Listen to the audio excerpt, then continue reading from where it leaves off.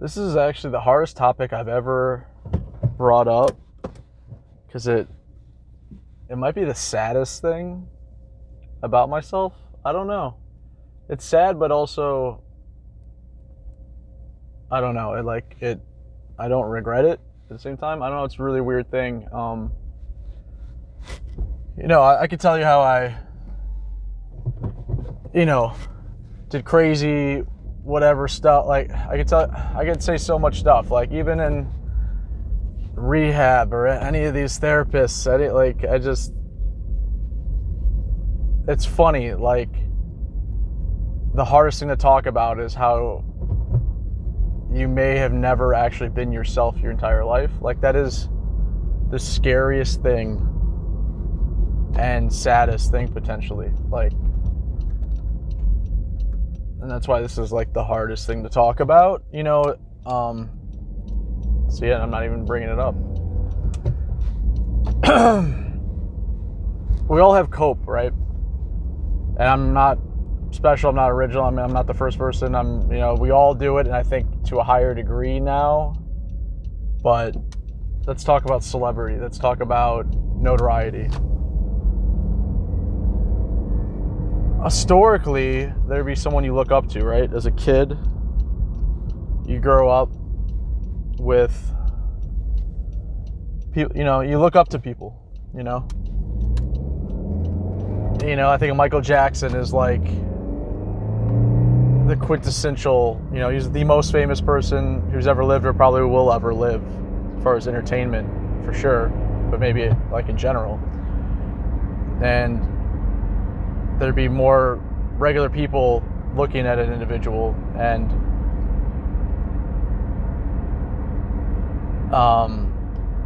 kind of looking up to them, and they're like a god status, like god tier status. And now with social media, as I do this, we become our own fans and our own little version of narcissism. I'm going on a huge tangent here. Point of the video is trying to just admit basically how I lived like a certain celebrity for my entire life as a way to cope, that I never really, I used to justify being such an extreme person as like a way to find where the truth is, and it's like it's fun and blah, but it's like it's really just like self-destructive and like a trauma response, I guess. There's many reasons to be like really extreme in your views, and I was extreme with this. I went from I'll take things to a pathological level, and even like looking up to someone, it's like, well, I'll just obsess, which is where you get like creepy stalker people, because they like literally become enmeshed. Wow, it's going full circle. Learn all these terms up. As far as the way we were, there's always a genetic component, but the way we were taught to connect with people, there's got to be a correlation between unhealthy parasocial relationships, like with like celebrities and like people with like severe childhood trauma and like bad enmeshment, like bad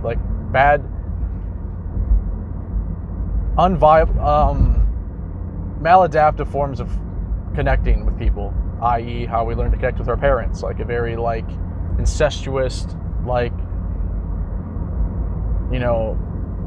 how a lot of boomers treat their kids like they're extensions of themselves. Very immature people do that, and I think there's definitely a correlation like with that in reality TV, and that's part of the story I eventually want to tell. And I took off of work today to try and start editing and creating some more content instead of just posting, but about like the story I need to tell about that. And like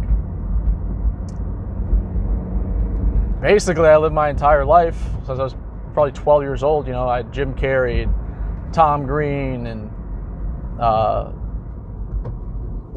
these guys growing up that I just were like a fan of. And then when I was 12, Jackass came out, and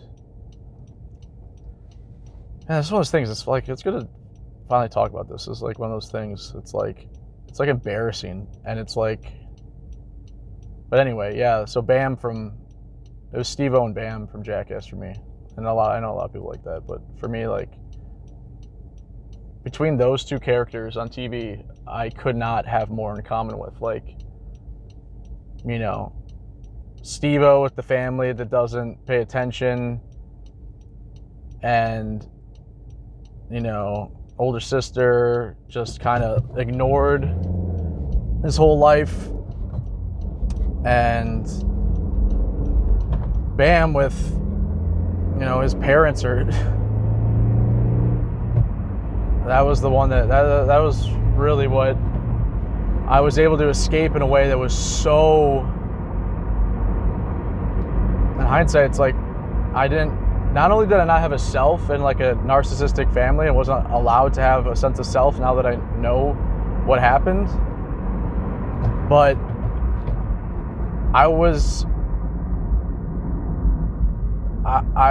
I chose Bam as like this surrogate, like, and I know a lot of kids, that was so brilliant and so like people loved, is like the way his parents, you know, were so loving and supportive, and people like just wanted, like, there's so much love, and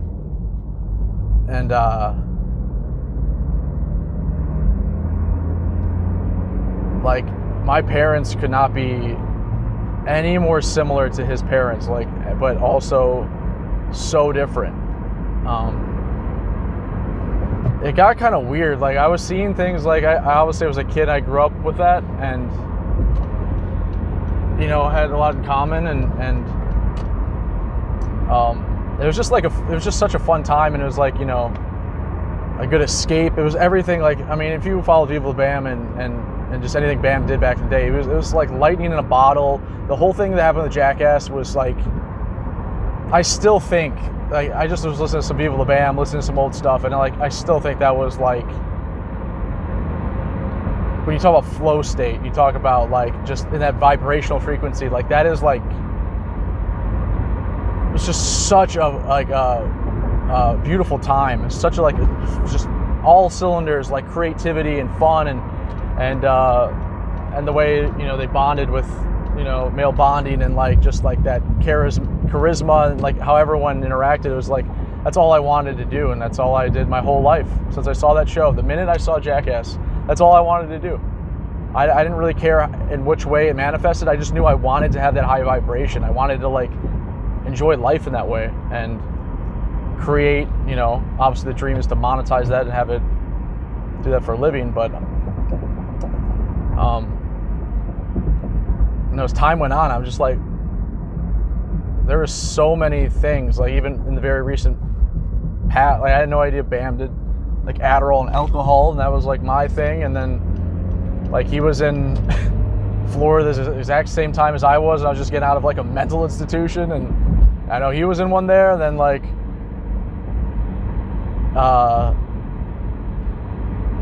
there's just so many weird things, like the way his parents, I saw his celebrity rehab, like the way his parents treated him. It's like his dad literally scared the shit out of him, like my dad, and my dad is the exact same age as his dad, and then, well, not the exact same year age as my dad, and probably codependent like my dad. And then his mom is freaking narcissist like my mom, and his mom is the same age as my mom. And I'm just like, what the hell? And it's like, at one part I'm like, that's kind of gross, and I lived, you know, not my true self. But on the other hand, I'm just like, what, how could it be otherwise? Like, that might as well have just been a different universe where I was. There's so many similarities that we have that I just, and that's what really made it. You know, it's like, first thing that comes up is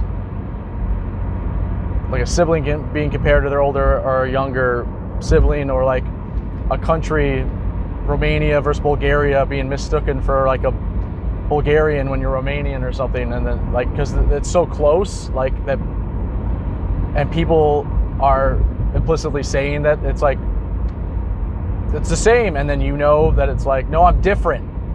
It's like, there's kind of like,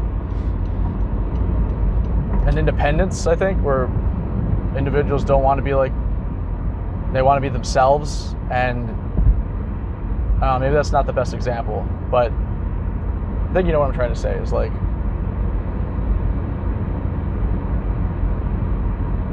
I think there's a lot of guilt and shame or whatever around, like, you know, there's one thing to look up to someone, it's one thing to like give up on life and just live in their life, like, and just like be like, make your entire reality. And I'm 36, so it's I don't think there's like, that's all I've known is like just trying to create fun times and content and like have a party environment, and like that was the meaning of life. That was like what I wanted to do for a living. It's like, first of all, it's not sustainable, it's not healthy, it's not like it should be glamorized. Like at the end of the day, it's like, who does it help besides other young kids that look up to you that want to be like you because they think it's cool, they think it's fun, they think it's like, they see a lot of qualities in a person, you know. It's probably happening right now with YouTube. There's people doing that, and yeah, I could do a whole nother video about that, how Hollywood and, you know, the screen machine, I never even thought of that term, I just came up with like of showing things on the screen that can get people to, especially when they don't have a strong family, to kind of like, you know, just be a part of that, be a part of celebrity culture and like read tabloids and like, who gives an F, especially in 2025, you know, like, I don't know, when, especially like now, it's like, why would you want to be famous? It's like, you get being famous is like synonymous with, I feel like it's more of a disease, in that people who weren't, you know, treated well as kids are trying to get their validation that way. And I think there's more and more of that, and it becomes like a disease where it's not even about what you are doing or contributing. Like, are you writing a song? Like, what are you doing? You're just talking? Here I am talking. And all of that is kind of cool, because you could just, like, people, you know, feel connected, and, you know, if you're watching this, there's some value, hopefully you're getting out of it. And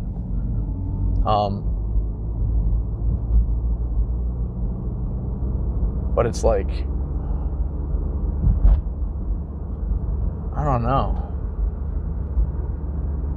narcissism, right? I struggle with this so much, man. Like, I know I want that validation. I know I'd love to be like, and this is why my life is completely falling apart, is my whole life is a lie. And I had to get permission from this person, but I don't want to talk about somebody I met, and it literally destroyed my entire life. Like, it shined a light on me. And that's kind of the reason for this video. I was in like a rehab, and I ran into somebody that could not have been any more triggering to this false narrative I had in my head of like what my meaning is, like what my, you know, I had this, if it wasn't a narcissistic collapse, it was like a delusional collapse, like a coping collapse, where someone, you know, I lived my entire life, if I just made enough money, became famous enough, you know, became attractive enough, all this like superficial garbage, I would earn the love of my parents. And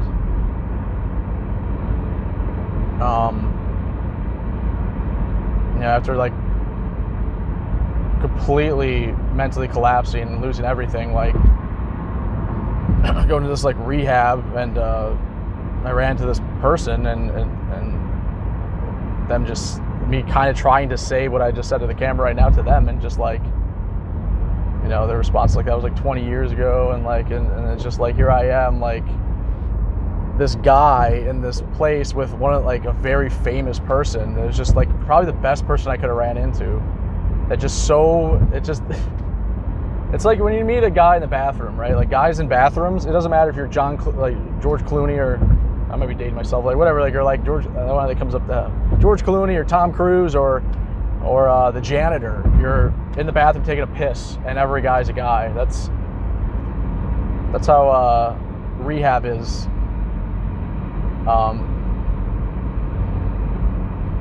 No phones, no one's, you're just trying to heal and trying to get better. And I was way too early. So I called the cops and I left. So I was only there 3 weeks with this person and some other awesome dudes. And some of them are not awesome. And that's part of the reason why I left. And it was really re-traumatizing in a lot of ways because some of these guys are not good people. And I could see very clearly what certain people that had been abusing me in there, and certain therapists that were like triggering. Anyway, that's a whole different story. But yeah, that was like, there's many turning points. And I just feel like I gotta like hire someone. I really want to tell the story, and I think it could help someone. I think it could be entertaining, and I think it'll help me for sure. It'll be therapeutic. I just can't do it alone. If anyone knows any editors, like that is so dumb. Yeah, in the middle of the video. Yeah, I gotta do the legwork. I gotta start today. Today's the day. I'm spending the rest of the day doing this. I'm calling work and I'm saying I'm not going to work. I'm gonna I'll make it a point. 37. I'll be freaking 37 in August. And from now to then, I'm going to spend time editing, creating content, and hopefully getting better and better at the craft, because it is what I've always wanted to do. It's what I'm best at, and I have plenty of content to put out into the universe. And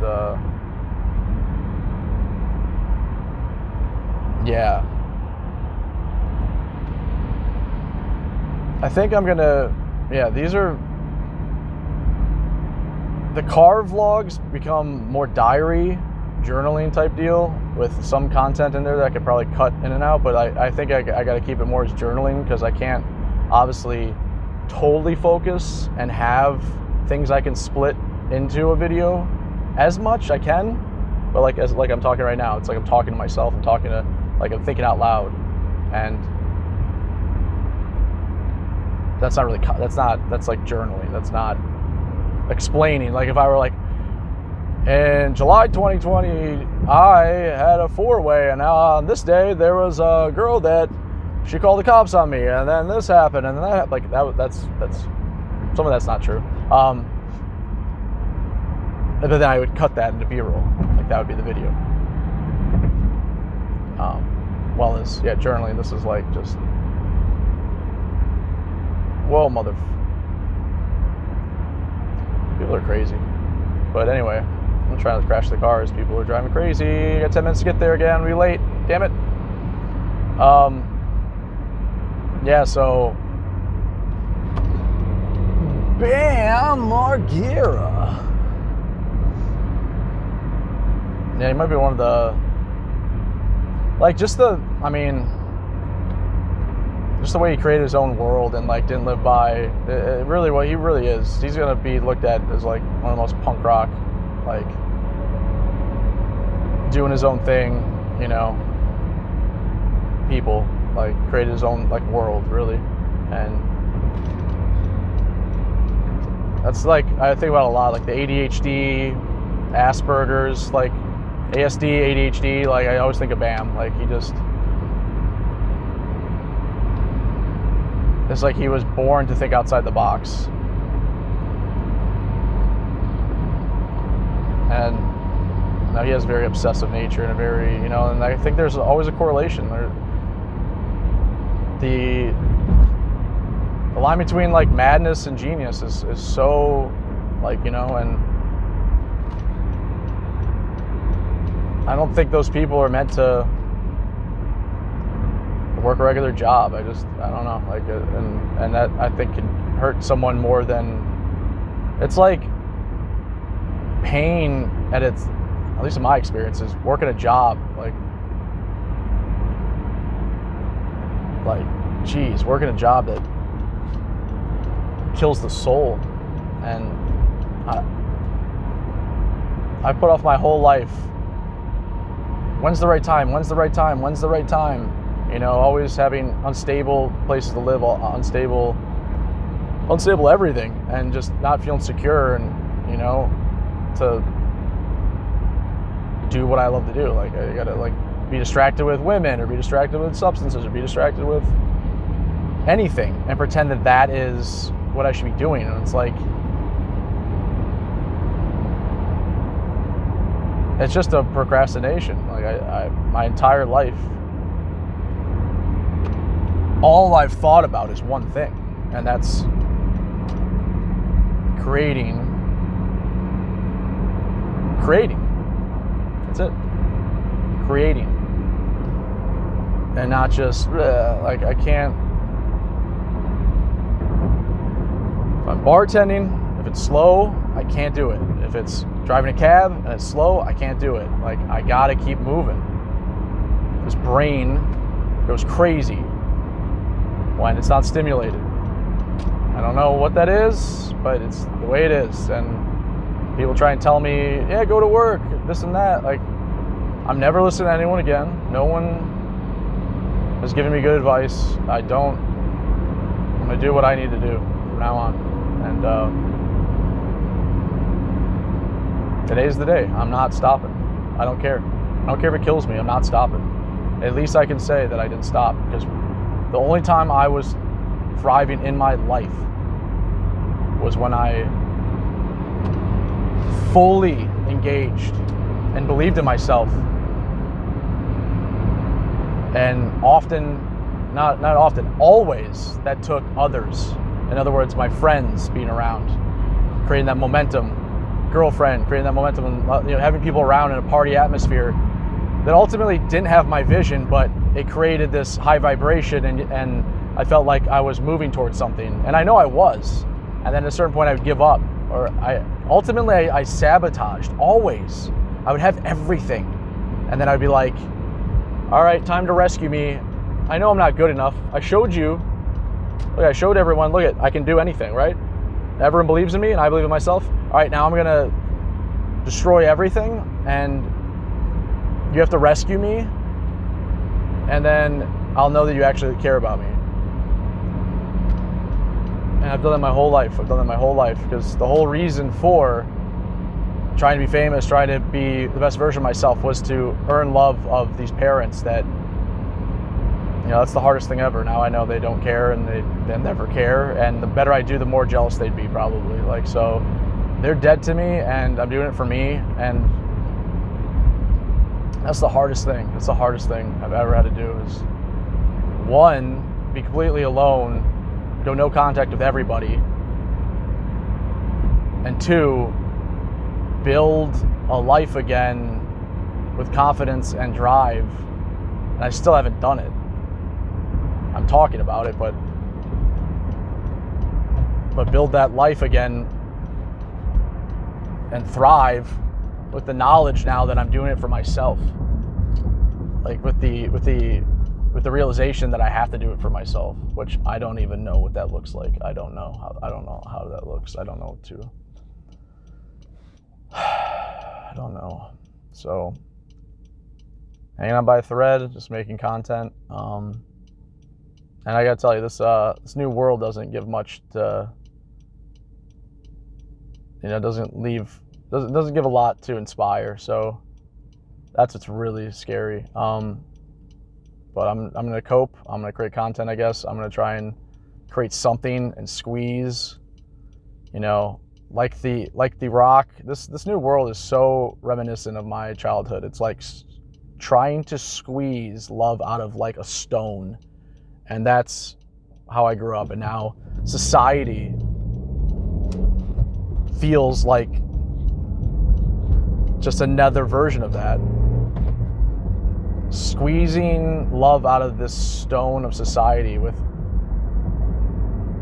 no validation, no love, no connection, all manipulation, and so it's like another version of cope. So now I'm like, I don't know if this probably doesn't make very much sense, but it's crazy, man. Like, so I'm gonna live in the past, pretend it's 2003. I don't care what Jack says. 20 years was a lot better than now. I'd rather live 20 years ago. Now I sound like Doug Stanhope. Book me there. I had fun 20 years ago. I'm going, bro.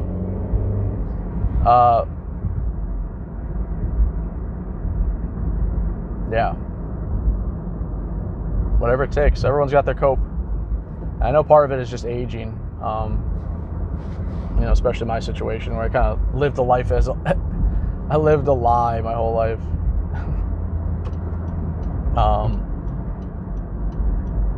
But whatever. I don't really care. Where am I going? Right on time. Look at that. So, yeah, I guess I kind of just said it. I guess I'll post this.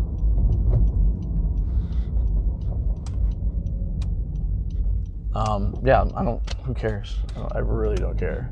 And I'm going to get more ballsy with time. I just don't have, I don't care. So anyway, guys, lived my entire life as Bam Margera. It was the ultimate cope, parasocial relationship. But I also have no one that I have more in common with. It's crazy. All my friends growing up, anybody. I've never seen an individual where I'm like, yeah, I identify with everything you say. I just it's like looking in a mirror.